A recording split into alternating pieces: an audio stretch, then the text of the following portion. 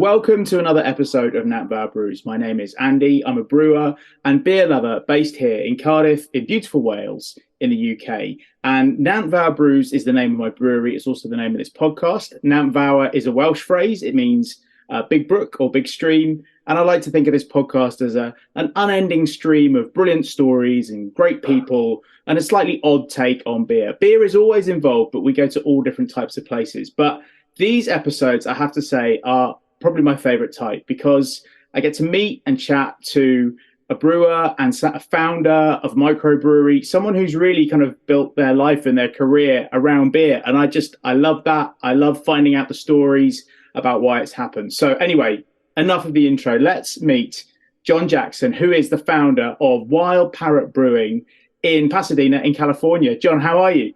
Yeah, I'm doing great. Thanks for having me on. And John has done me the honor of having a beer at 1 o'clock in the afternoon, which wasn't too much of a struggle, was it? I have a second one here just lined up in case this goes long. Yeah.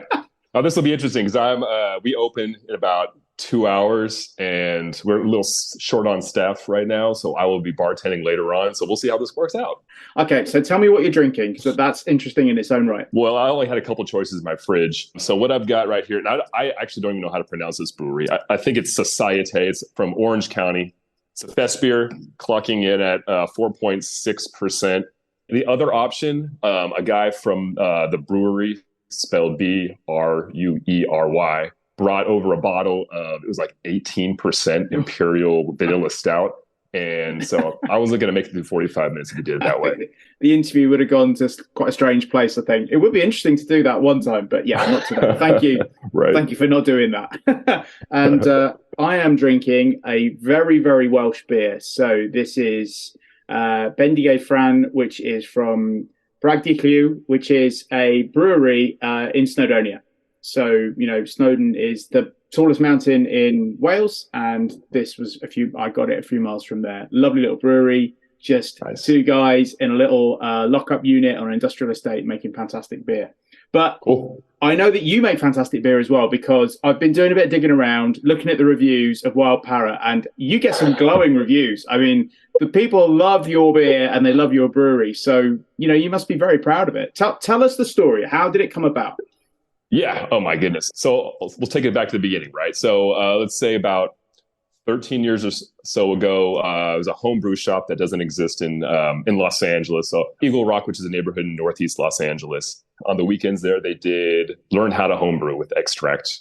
So like I'm sure many people you've spoken with started the homebrew route, 5-gallon batches, and did that in the end, I ended up doing for about a dozen years. But until the grain that sprouted into the brewery, that was probably 4 or 5 years. You start homebrewing beer, and then we have little parties on our block. Memorial Day, which is an American holiday in the spring, we shut down our block, and pretty quickly I started wheeling out our 4-tap kegerator to the sidewalk, and that became a whole thing. So we started doing a fall version. We called it Blocktoberfest. It was amazing how you would see all the neighbors and all the friends, which in a block that's fully shut down, everyone's gathering around the beer, right? Yeah. And so my wife and I were like, this is pretty cool. I wasn't super into the long-term prospects of my career at the time, and somehow convinced my wife to take a few steps in the direction of doing something more professional.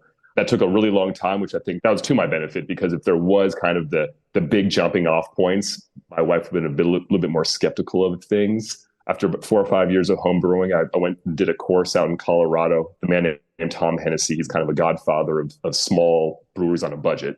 Colorado Boy Brewery Immersion course. So for folks that are looking to start a brewery, I know they've got international students there as well. This guy basically teaches you brewery business and takes you through some of the brewing processes, working around the brewery. It's one-on-one. It's 3 days. It's quick. And it's about the most beautiful place on earth, also on the western slope of the Colorado Rockies. I want to do this course. You've sold it to me already in 30 seconds. Yeah. I'm there. Yeah, it's awesome. And I'll tell you, if I did it by myself, but if I hadn't done it, the brewery wouldn't be open today. I don't know how many alumni he has, but I'm going to say 100 or so, and it's a pretty tight-knit group. So if you've got an issue, any kind of question, you throw it out to the group, and they'll answer it with their experience. Was there one moment on that course? Was there one moment where it kind of dawned on you, how big a challenge it was going to be, but a kind of moment of learning where you thought, no, I can do this, and that's just unlocked it for me. Was there one thing that really stuck with you from that course? It I don't think so. I think what did stick with me was kind of the business systems there. Concentrate on your tap room, sell as much beer as you possibly can as pints across your bar. Distribution is a volume game, and you're playing with the big boys. So creating something, concentrating on your tap room, making that a desirable place to be, the good customer service and the beer menu, catering to your local customers. That's what he focused on, and that's what we're doing. And I think that was my big takeaway, at least. And I think it definitely has served us well. That makes perfect sense, and it's funny you mentioned that because there's a tap room that was just an off license here in Cardiff, run by a lovely guy called Trev. It's called Pop and Hop. So I mention it quite a lot on the podcast, and he is going through this kind of change where the tap room is becoming the main source of income, and it almost kind of launched the tap room side of it by mistake. But it makes perfect sense you saying about because it's getting people together and drinking, isn't it? Coming in to buy beer in an off license is never going to be as community a feel. It's a transactional thing. You go in, and however great the range is, there's nothing like sitting down with people, with local people, and having a beer. So that I'm going to pass on. I'm sure Trevor will have a listen to this anyway, but it's really interesting that is the one thing you honed in on, is create that community feel and serve your locals. I think that's absolutely brilliant. Yeah. He had the concept called the oyster. The oyster is kind of a combination of all the things that make a brewery inviting. So it's as small as the music and the decoration, but how you talk with customers, the vibe you create, all that stuff. So making the oyster a place that people really want to go to. And you can have good to mediocre beer, but if you've got a great oyster, it'll still bring people in. Having great beer also helps, obviously, but at a local scale, the people are a little bit more forgiving on certain qualities. Well, they're rooting for you, aren't they? If you create a spot that people want to go, then, and it reminds me, there's a friend of mine who's a stand-up comedian, and he always tells this story, and it makes total sense when you think about it. But, people will say to him, well, okay, you're quite funny, but I would never have thought that you'd be someone that would get up on stage and tell jokes. He said, what you've got to remember is when you pay money to go and see a comedian, you're expecting to laugh. You want to laugh. You want to have a good time. So I can be half as funny as you, but they paid to see me, so they're going to want to laugh. So I'm onto a winner already. And I think it's the same with a brewery where or a tap room, if you set up a nice space and people have had a good experience in the past, then they go there wanting to like your beer, and they'll find a reason to like it, right? Yeah, totally. No, I think that's a great point. And then brewery customers in general they're coming there to have fun. So there's a lot of businesses where people are coming in, and it's going to be a pain in the ass. Any type of business, dentist. Like a DIY store. Nobody wants to be doing DIY. And you're going in there thinking, I'm not even going to be able to do this, let alone find the things that I need. You're already in a bad mood. Yeah. You want to get in now as quick as possible. Your priorities are, speed and cost. When you already have people who are coming in for a good time, it helps out quite a bit. So that with the brewery stuff, getting started, I took that course like 8 years ago. So my daughter, who's in third grade now, 8 years old, she was a newborn when I took that course. So it took that long between kind of developing the business plan, funding, the location search, the permitting, the construction, and all that. From that course to opening was, it was 8 years. Wow. Well, congratulations on, sticking it through. What kept you going at that? That must have been tough when you're finding it hard to find a location and there's so many hoops to jump through. Was it that going back to that Blocktober thing and thinking, if I can just create that same kind of vibe, then it's all going to be worth it? Is that what kept you going? Definitely part of that. Yeah. And you tell people your plans. So people are always asking about it. So you do kind of feel a certain amount of pressure to keep going. And then also kind of the incrementalness of it all, right? So you take it step by step. First, you're thinking, okay, what's the money side? How are we gonna get enough money to make this work? Okay, now once you got that solidified, the location search. You're not biting off the whole thing all at once. If you did, I think you'd never get it done. But if you take it step by step, you're focusing on that. You got your eyes on that grand prize, but you really got to figure out the next step before you keep on going. Okay, so what has been the hardest challenge between that moment of I think I want to do this and kind of where you are today? What's been the most challenging part? Yeah, I'd say there's probably two parts to that. Prior to opening, it was the local permitting process. We're in Pasadena, a city adjacent to Los Angeles. So we're in a metropolitan area of 10 million people, but our city has, let's say, 200,000 people. It's kind of known for its history. It has the Rose Bowl, which is an important American football stadium. There's and we have a parade that's associated with that. But the city's also kind of known for, let's say, tough regulations. The building department nearly crushed my soul with getting through. It's the project in the end. It's not a complicated thing, but it took a year to get the local permits to the building department to start construction. So that was like very painful. And actually, before that, we signed our lease in January of 2020, so about 6 weeks before the lockdown here. So that changed things quite a bit as well.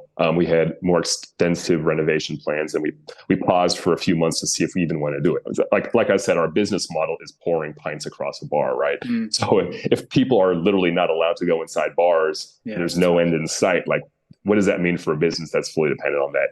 And then I guess operationally now, I'd say staffing on. We're a small business. I'm extremely hands-on. My wife is a 50% owner, but she got the job that pays money, I'll say.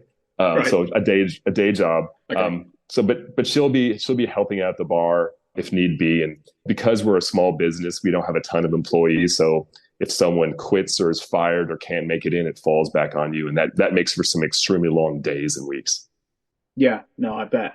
And it's interesting you mentioned the staffing, because that's an angle I definitely want to cover in the podcast. I saw a tweet the other day with someone saying, look, that's the side that we don't hear about with the beer industry is, what it's like to be a bartender, a bar manager. And you do know that side of it because you're doing that. Like you said, after this interview, you're going to do a shift bartending. Like what is that like? I mean, it's a job that's romanticized, but from what I hear, it's tough. Tell us a bit about the bartending side of it. Yeah. So I've only bartended. Prior to this, I'd bartended once in my life, and that was almost 20 years ago. That was in Ireland. Me and my buddy went to Ireland we thought we could just show up and get jobs. Long story short, 2 weeks after we landed, we were in Cork, and I lucked into a bartending job. But I only did that for like 3 months, and that was kind of low key. Yeah. Can you do a Shamrock and a Guinness? You know what? I think the top seller there, it might have been Guinness, but Budweiser was also the big seller there. Okay. Yeah. No, you can't do a Shamrock in the top of a Budweiser. That's no, sure. Not enough fun on that. And I totally, they wanted me to pour the Irish coffees with the creams, beautifully pillowed on top. Spoon and all that stuff. That was just not happening. That was not happening. Okay. Yeah. I'll just pour you a pint of Budweiser. I'll do that. That's fine. Right. Just smile with my American accent. Yeah. The bartending is an extremely tough job. And to your point about the romanticization of it, family are always asking like, throw me back there. I can help out. No, there's a significant amount of work that's not going to the tap, pouring a beer and hand it to the customer. There's the initial setup. You have to get everything ready for service. You're really managing the customers, and you're the face of the company. So when it's busy, you got to keep your cool, which is a lot easier said than done. You're gonna have to deal with unruly patrons. You're not just behind the bar. You're going to tables, you're clearing tables, you're checking bathrooms, all that kind of stuff. And then the whole time you're on your feet. So from 3 p.m. to 10 p.m. on weekdays, you could be standing up for like 7 hours, and it's concrete floors. So there's just kind of the physical nature to it all. And then when it gets busy, oh my goodness. I mean, it's nonstop, and you get behind on glassware. You could run out of glasses. So yeah, I have a huge amount of respect for bartenders. On busy nights, you make good money. So that's the plus side. It's a very desirable job. So when we advertise for bartending jobs, we get a ton of resumes. But there's a difference between being a bartender and then what we call a beer tender, because you're focused on craft beer, and we also have wine and cider. But mixologists are a different breed than people who are at a brewery. You have some quite adventurous drinks on your menu, so I want to talk to you about the Mars beer in a bit. But I was looking on your website, looking on your reviews, and someone kind of posted a glowing review of a cider that had something around the rim of the glass, and it was like some kind of spice or something, and it looked incredible. And so, talk me through some of your more adventurous brews or serving techniques. Sure. Yeah. So the way that things work in California, just take a step back, is that breweries are allowed to serve ciders and wine if they have a kitchen, serve food. Okay. So we have a small kitchen that allows us to do the cider and the wine. Very few breweries around do that because honestly, kitchens, getting back to the staffing side, complete pain in the ass. So we purchased the cider and the wine from others. Making cider is a winemaker's license in California. But I think you're referring to a tahine rim. So that's it. Yeah, I believe it's kind of more of a Southern California thing, more known in the Latino community. Let's say a little peppery, a little salty. It's stuck on the rim with kind of a sweet liquid.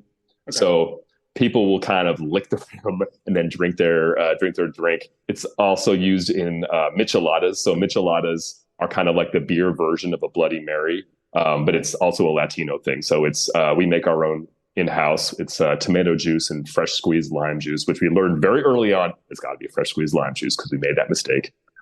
Worcestershire sauce and hot sauce. Tomatoey, a little spicy, citrusy.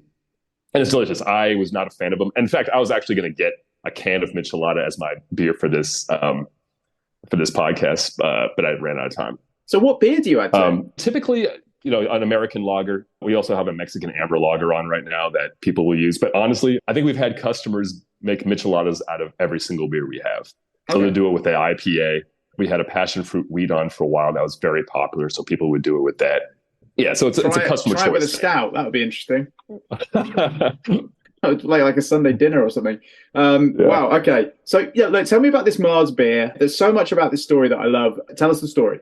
Pasadena, like I said, is known for its history, but it's also known for science. So we have Caltech University here, which is pretty well known across the world as a leading science and technology university. And then not far away is JPL, NASA Jet Propulsion Laboratory. All of the missions that NASA does to Mars are essentially headed there. And that's within a few miles of the brewery. So we have a lot of people who work in Pasadena, either at Caltech or at JPL.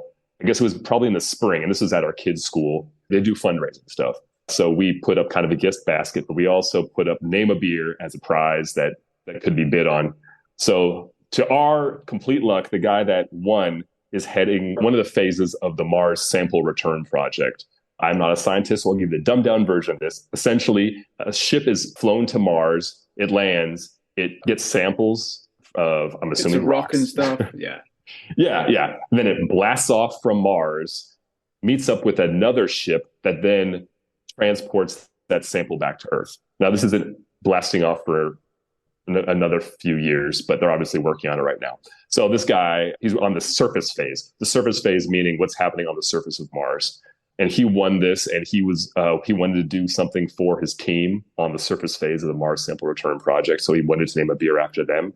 So that's what we did. We did the Mars surface phase IPA, and it was like one of our fastest selling beers of all time. The JPL people came for a happy hour and completely took over the brewery space, which was awesome. So that was a total win on every side. It just shows what the power of stories in everything. Like, I run a couple of businesses, nothing to do with brewing, and I was hearing this week about how powerful stories are with brands, and just that, that because there was a story attached to the beer, it meant all the guys from JPL wanted to come down and celebrate, and then the local community want to know, well, why is it called that? And it just spreads, doesn't it? And that's a great example also of how that's something that a big brewery, a big national, multinational brewery, they can't do that, or they can't do it in the same way, can they? No, not at all. For some of the beers, we'll pick a day or a weekend where we'll do $1 donation per pint. My wife works in public education, so we typically choose public education as our recipient. But that's another way of doing it, right? Is that people, they come out, they get to have a beer, they get to feel good that part of their beer is going to an organization that they can support. Yeah. At this point, I need to give a plug to a podcast that a former guest on this podcast called Emma Inch. She's a very quite famous beer critic and writer in the UK. And she's got a podcast called Same Again, which is all about the intersection between beer and mental health. And she's made the point in her podcast about what is overlooked sometimes is the vast amount of positive stuff that pubs and breweries like yourself, taprooms do in the community, not just raising money for charity, but also being that space where people can have a conversation or people can raise money for the local community. So yeah, I think that just you making that point reminded me. So I would ask everyone to have a listen to that podcast. It's called Same Again, and you can find it wherever you find your podcasts. Right, there are so many questions I need to get through with you, John, because keep it going. If I ramble, cut me off. Okay, okay. The name. Okay, we've got to talk about the name. Yeah. So Wild Parrot, talk me through it. Yeah. The quick answer is that we have many flocks of feral parrots around here. The story that I researched and that has been, other people have kind of confirmed it. Approximately a mile from the brewery, there was a store, kind of a home center that sold plants, but also had an aviary in it. So they had birds in cages, and in the late 50s, it caught on fire, and a guy was there and he released parrots, so they wouldn't burn up. And those were kind of the Adams and the Eves of the flocks of feral parrots in our area. Wow, so it's quite a common sight to see just lots of wild parrots around Pasadena. Yes. Oh, and they have a very distinctive sound. It's kind of, I describe it as almost like a robotic dinosaur, but you have to hear it to understand it. And they're very particular about the times they fly around. So around here, you hear them early in the morning. So say 7 a.m., then they go elsewhere during the day. I think I've seen them in maybe the LA area. And then they come back here in the evening. So you'll hear them overhead, and you'll see a flock of parrots is called a pandemonium parrots. So you'll see these pandemonium parrots, and there'll be over 100 of them flying overhead, and they're just screeching away. And they're these green parrots with these shocks of red feathers right across the top, red crown parrots. And that's giving you the logo as well, hasn't it? Exactly. Yeah, which is a great logo as well. Have you ever had a wild parrot at Wild Parrot? Has that happened? We had a woman called me up and asked me if I wanted one. I'm not really an animal guy.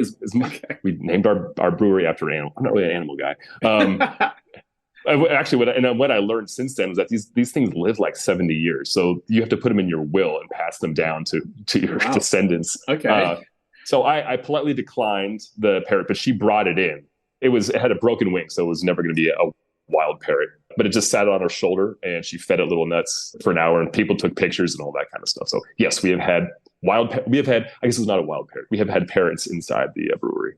Okay, that's great. Right, okay, I'm glad you cleared that up. But it's a lovely name. And actually, as you were saying that, I like the idea that they're long living, 70 years. You know, it gives you a sense of longevity for your brewery that you're here to stay. I think that's a good sign. It's a good omen. Right, I want to take you back to home brewing, because I'm a home brewer, and it's something that I got into during the pandemic. Yes, that's me. I am the cliche, but I've kept it going. I love the creativity of it, the fact that you come out of this hobby with something amazing that you can share with your friends. It doesn't feel like wasted time. It feels like relaxing time, but it keeps your brain occupied just enough that you forget about everything else in your life, but you're not stressed about the process itself. That's why I think it's such a great hobby. Now, are any of these things kind of ringing true for you? What got you into home brewing to start with? Oh, it was my buddy Jose and I wanted to just make beer. You know, we just wanted to make beer. What a cheap beer. Yeah. I think you just wanted to see what you could do. You know, it's if you like beer, it's kind of a natural progression to see if you can make it. And you know, you get a lot of customers that talk about their homebrew, and some of them drop it by, and some of it's really bad. But you know, when you start off, you start off with the extract kits, and then you kind of work your way into the all grain stuff, and it's fun, you know. And you can make your system as complicated or as rudimentary as you want. Mine stayed rudimentary the entire time. Actually, my brewing system at the brewery today is extremely manual. And then you get to brew the beers that you like. That was true at home as it is at the brewery today. Home brewing was great. I haven't done it since we opened the commercial brewery because I do not have the time. So my kegerator is sitting empty right now. Oh, shame. Yeah. But I still have the equipment. You have the ultimate homebrewing setup in that you have your own brewery, which is basically like it's like a kid growing up with a train set and then just getting a train and then just driving it down the railroad. Yeah. And that's one of the things I like about it, is that there is a path that you can navigate from homebrewing to what you're doing, and it's a path you've navigated. Okay, like you say, you know, there's lots of permits and you've got to be prepared for that, but it is possible. So has that journey from home brewer to professional brewer to, you know, taproom founder, brewery founder, have you kept your passion for brewing, or has it become a bit of a job now? That's an interesting question. I have so little time to kind of reflect on this kind of stuff because it is such a all-encompassing, owning a brewery of our scale is like all-encompassing. But yeah, reflecting back, that's a fascinating question. No, I love brew days. I get there early in the morning. I guess I should specify. So we're co-located with a coffee shop. Our space, it's a separate business, but we share the space, which helps a lot with rent because we're in an expensive area. So I'll get in there like 6:30 in the morning and get going. I'll throw the music on. It's kind of like what you're saying about homebrewing. It's like some downtime. You know exactly what you need to do. No one's going to bother you because they know it's brewing time, right? Yeah, and then hopefully in a few weeks you got something that tastes good. You still got the passion for it. It sounds like you do. That was the question. Yeah. And then I guess the experimental side, right? So a few weeks ago, God, actually it was just last week. I was up in Northern California in the Bay Area. That's where I'm from originally, and I toured a malting facility. It's the only malting facility in California. It's all California grown barley, and they malt it in Alameda, which is right across the bay from San Francisco. So I did that because I was like, okay, we just celebrated our 1-year anniversary. What are we going to do now? Like, how are we going to up our game? And I thought it'd be cool to do a series of beers that are essentially all California grown barley or corn. Yeah. So like that kind of thing. Right. And then talking with our staff and our customers, like, what do you guys want? Like what would be interesting to you guys? And then putting our spin on it. So yeah, that stuff's all super fun. Wow. Yeah, and that's a great idea. So have you only been going for 1 year? Did I just hear that right? You've only actually been open for 1 year. Wow, yes. I thought it was longer. I don't know why I got that wrong. So wow, it really has been like you're at the start of the end of a long journey, if that makes sense. Like you were only just totally. Yeah. And so how's it going a year in? Is it where you wanted it to be? Better, worse, different? Tell us, what's your 1 year review? I can tell you that we are not losing money. I can tell you that, We're paying me a meager salary, which from talking to other people, that's great after 1 year. Oh, for sure. Yeah. And I owe it all to what I was talking about earlier, the Tom Hennessy's business systems. And we do zero distribution. All of our beer is sold to the taps. We've got a couple staff members that are just like the best. When they start coming up with ideas on their own and doing things on their own to help the brewery, it's like, oh my God. It's like when your kids, like, I don't know, clean up the room without you saying something. It makes you feel like you've gotten somewhere, that you've found people, and then you really don't want to lose those people because you realize how valuable they are. One of our bartenders, she's been with us for the full year, and she's an avid runner, and she saw that there was a run club hosted at a bar, basically. So she was like, "Hey, we should do a run club." And I was like, "Yeah, like tell me how I can support that."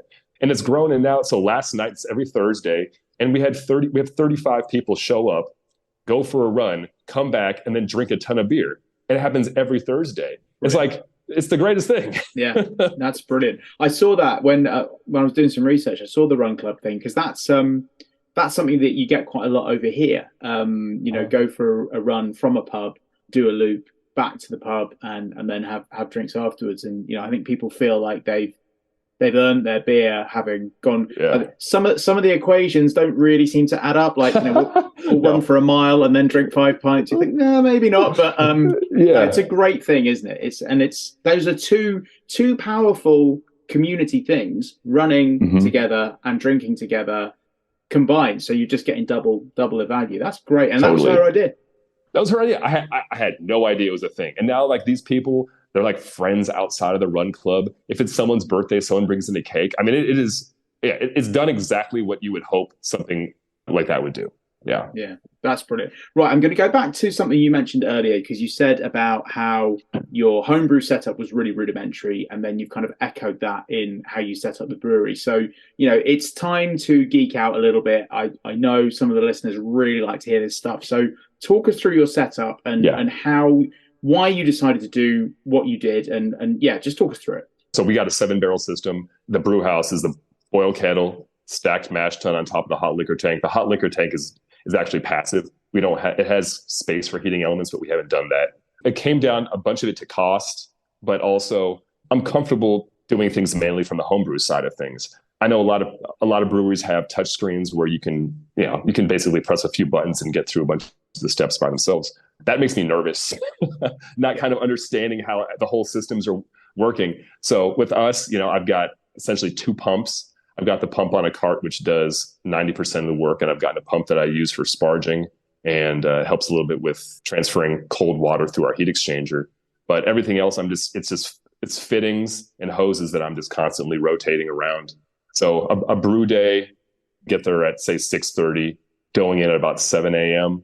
And then depending on the beer, usually finishing full fermenter by about 12:30. So whatever the math on that is, say 5.5 hours, and then another like 5 hours of cleanup. Like but brewing is that's like cleanup. nonstop. That's what early on. Right. Yeah, there's a lot of inefficiencies in it because the hot liquor tank is passive, So I'm everything I'm heating the cans in the kettle, then transferring the hot liquor tank. Our groundwater here is really warm, so I've dedicated one of our 4 fermenters to being a cold liquor tank. So that one's never in use as an actual fermenter. I just chill down 7 barrels worth of water. That's the perfect amount to knock out the 7 barrels of beer in about 25 minutes. And the entire brewing area is less than 300 square feet.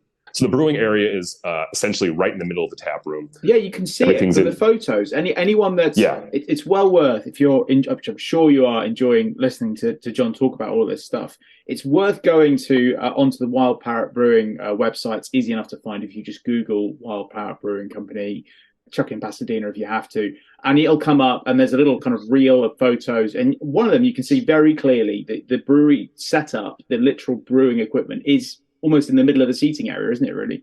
Yeah, no, it's so close. It actually makes me nervous a little bit because the glycol hoses. If you were a real jerk, you could grab it from the seating area and just like rip it off the tank. It has obviously not happened yet, but no, that was a design idea that our architect came up with. It took me a little bit of time to get comfortable with it because there are inefficiencies. It's detached from our cold room, so typically you would have your brewery right next to the cold room, so you can essentially we transfer into serving tanks. But for us, I have a little cubby hole in a wall, and we block off an area that's in the tap room, and then just run hoses across the floor to transfer beer. So there's inefficiencies like that. But the brewing system is right up against the front facade. The front facade is the major commercial boulevard in Pasadena.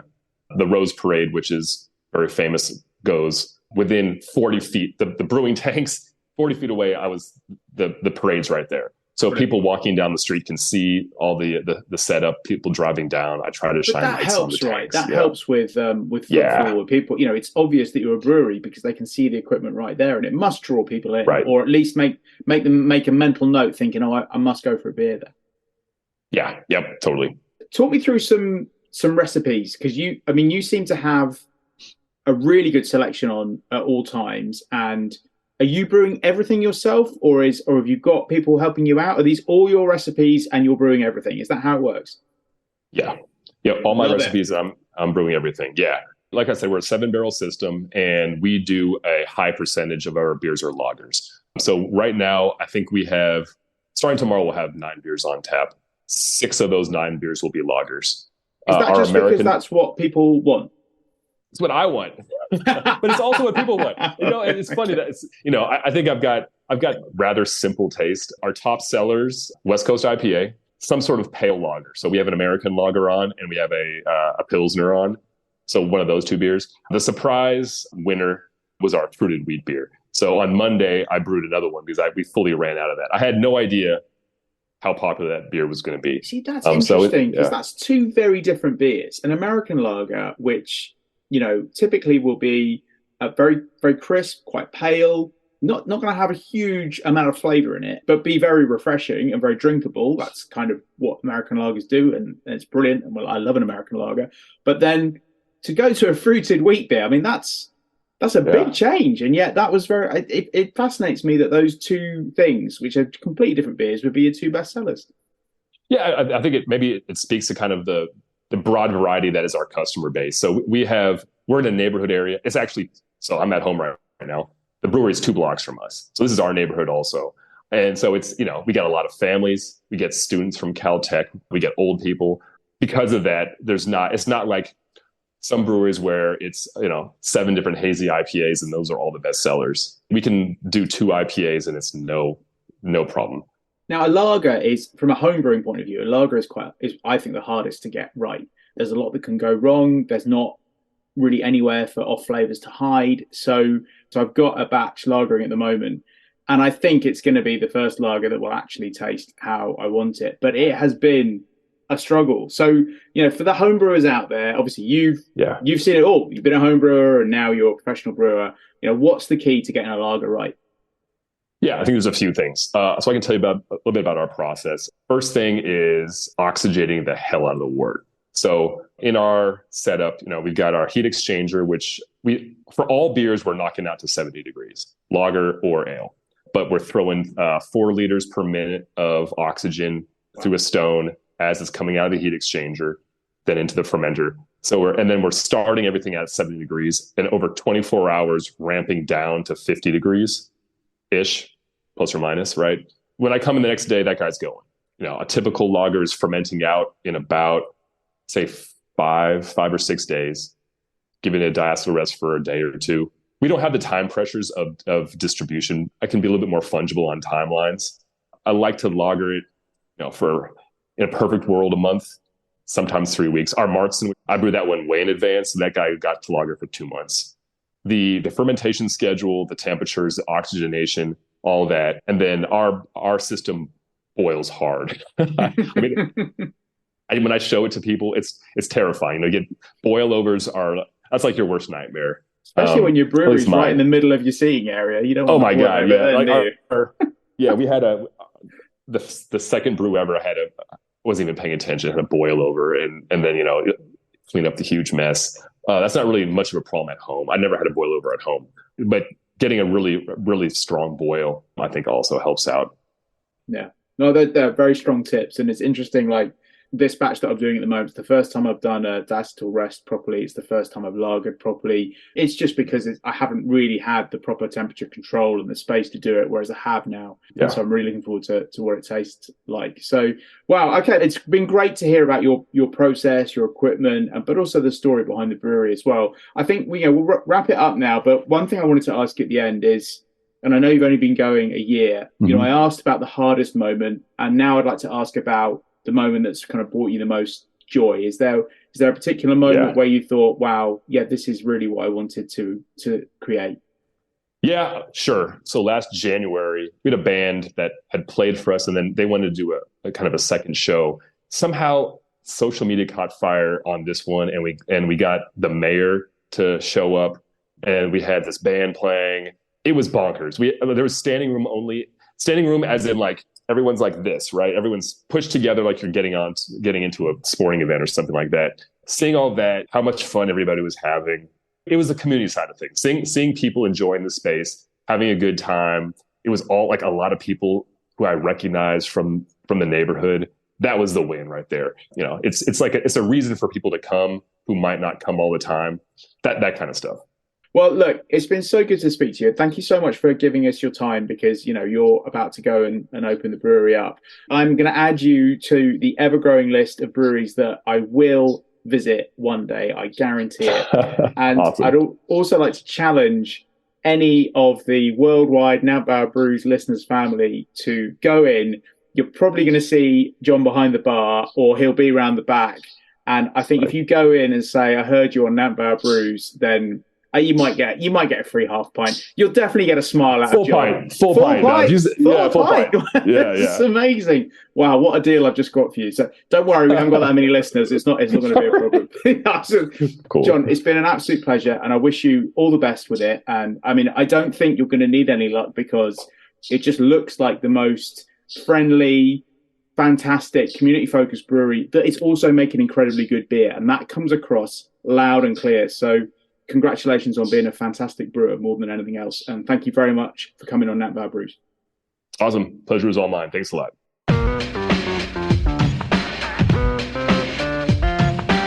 A massive thanks to John Jackson from Wild Parrot Brewing Company for giving me some time and just explaining the full story behind what sounds and looks, if you go online and have a look, just like an incredible brewery, an incredible place to go and have a beer.